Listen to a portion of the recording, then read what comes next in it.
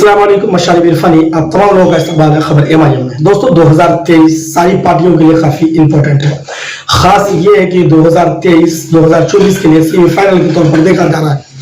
भारत की राजनीति में और भारतीय सियासत में बहुत कुछ उलटफेर होता रहता है, जैसा आप तमाम लोगों को पता है। इस बार विधानसभा की चुनाव बात करें तो राजस्थान, तेलंगाना, उसके बाद मध्य प्रदेश, कई राज्यों में विधानसभा चुनाव होने हैं। दिन तारीखों का ऐलान चुनाव आयोग की तरफ से बहुत जल्द होने हैं और इसको लेकर के तमाम पार्टियां अपनी तैयारियों पर जोर देती हुई नजर आ रही है। लेकिन खासतौर से मजलिस इत्तेहादुल मुस्लिमीन की बात करें तो मजलिस इत्तेहादुल मुस्लिमीन के लिए बहुत बड़ा जो है मुश्किलों का सामना करना पड़ सकता है। वजह यह कि बिहार विधानसभा चुनाव जीतने के बाद मजलिस इत्तेहादुल मुस्लिमीन बंगाल चुनाव हारी, उसके बाद बात करें उत्तर प्रदेश की चुनाव हार गई, गुजरात चुनाव हार गई, लगातार कई राज्यों के, तमिलनाडु के चुनाव हार गए, लगातार कई राज्यों के चुनाव वो हारती रही है। लेकिन उनका गिरे राज्य यानी तेलंगाना, उनका शहर हैदराबाद में इसी साल चुनाव बना है और इसको लेकर के बड़ी चुनौती ये है कि उनके जो असाद विधायक हैं वो विधायकों की सीट को बचा पाएंगे या नहीं, ये बड़ा सवाल खड़ा होता है। और कितनी सीटों पर मजलिस इत्तेहादुल मुस्लिमीन चुनाव लड़ेगी,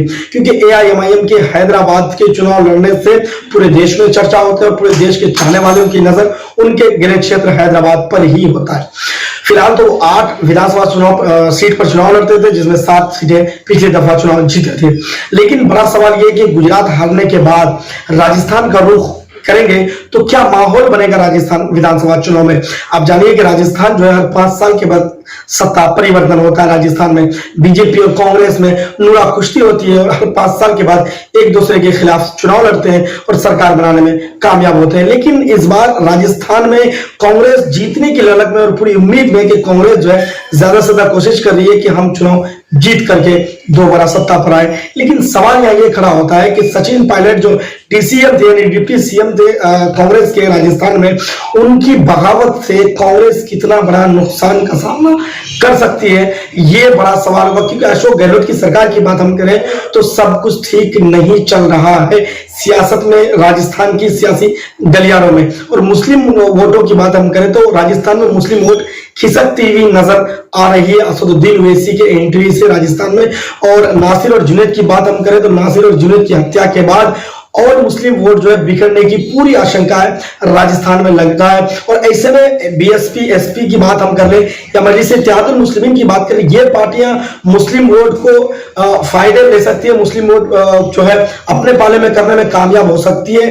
क्योंकि कांग्रेस की दोहरी नीति की वजह से जो 17% से 14% के बीच मुस्लिम आबादी है, इस बिरादरी अपने आप को कांग्रेस से अलग रख सकती है। लेकिन साथ ही साथ में ध्यान यहां देखना होगा कि कर्नाटक विधानसभा चुनाव में 80 से 85% मुस्लिम वोट जो था वो कांग्रेस के पाले में गई है।